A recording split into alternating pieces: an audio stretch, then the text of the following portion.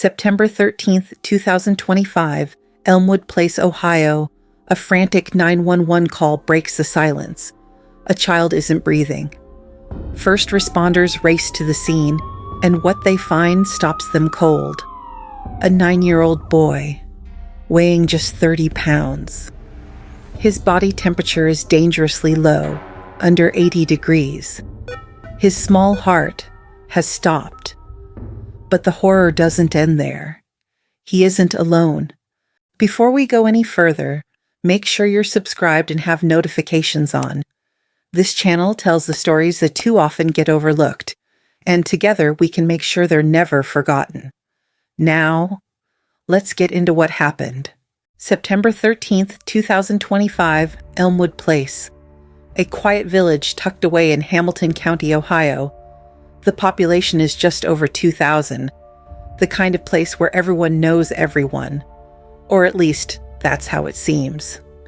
Then, a desperate 911 call shatters the calm. A child isn't breathing. Paramedics rush to the address, unaware of the horror they're about to encounter. What they find is almost impossible to comprehend. A 9-year-old boy weighing just 30 pounds. For perspective, the average 9-year-old weighs around 63. This child weighed less than half of that.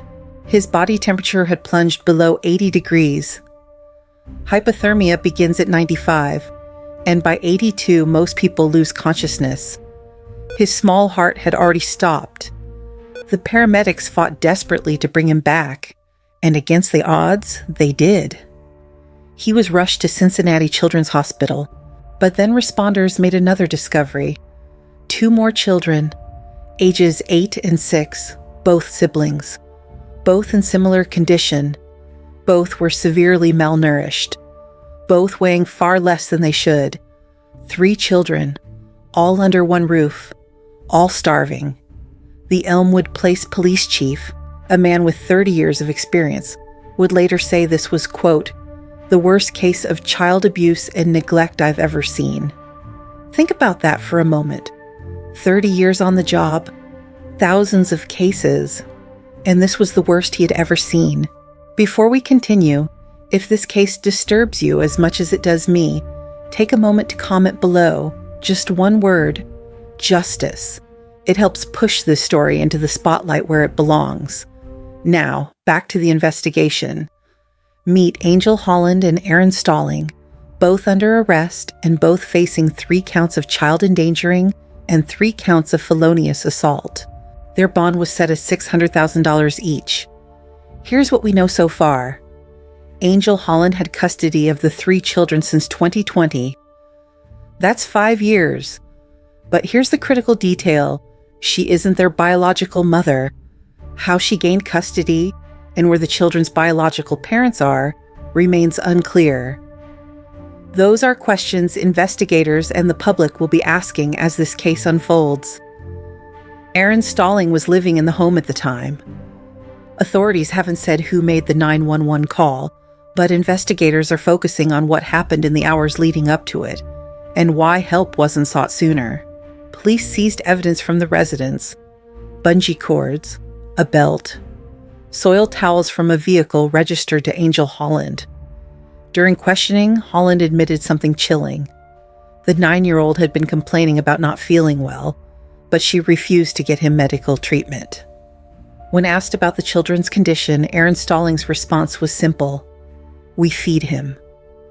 But the evidence told a different story. This is where the hard questions begin, because this didn't happen overnight. 3 children don't drop to 30 pounds in a week. This took months, maybe even years. So where was everyone? How did Angel Holland gain custody back in 2020? She isn't their biological mother. Was this through foster care, a kinship placement, or some kind of private arrangement? And who approved it? Where are the children's biological parents? Are they still alive? Were their parental rights terminated? Did they know where their children were living? Were there any prior CPS reports? In cases this severe, there are usually warning signs. Neighbors who notice something, relatives who speak up. Were those reports ever made? And if they were they investigated? What about school? Were these children enrolled anywhere? If they were, how did teachers not notice their condition? And if they weren't, why wasn't truancy flagged? And finally, medical care. When was the last time these children saw a doctor? Pediatricians are mandated reporters. If no medical visits were recorded for years, why didn't that raise alarms? These aren't rhetorical questions. They point to failures, deep systemic failures, and they demand answers.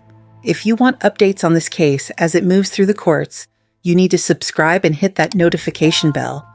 We'll be following this through trial, sentencing, and beyond.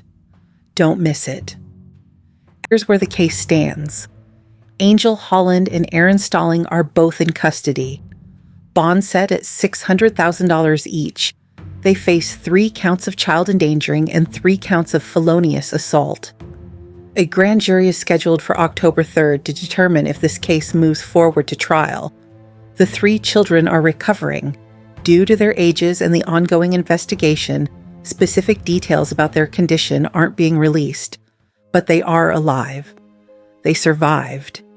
And that's because first responders acted fast. If the grand jury indicts, which is almost certain given the evidence, this case will move to trial. We're looking at potential sentences of decades in prison if convicted. But here's what we need to focus on. How do we prevent this from happening again? Because right now, somewhere in America, another child is suffering. Another system is failing. Another case waiting to be discovered. There's been a major development in the Angela Holland and Aaron Stalling case. Both have now been officially indicted by a Hamilton County grand jury on multiple felony charges. According to court records, they're facing 9 felony counts, including felonious assault and child endangerment. Prosecutors revealed new details about the 2 younger siblings, ages 8 and 6. When authorities found them, they weighed just 23 and 22 pounds, far below the healthy range for their ages. Both Holland and Stalling remain in custody. Their bonds are set at $600,000 each, and the case is moving forward through the court system. This indictment marks a significant step toward justice for these children, but the legal process is only just beginning. We'll continue to follow this case closely and keep you updated on every new court hearing, motion, and development. If you suspect child abuse, please call the National Child Abuse Hotline, 1-800-422-4453. You can remain anonymous. One call can save a life. This case exposes the gaps in our child welfare system, the failures in oversight, the moments when someone should have noticed. Here's what I need you to do right now. 1. Subscribe to the channel to stay connected to the stories that matter. 2. Hit the notification bell so you never miss an update on this case. 3.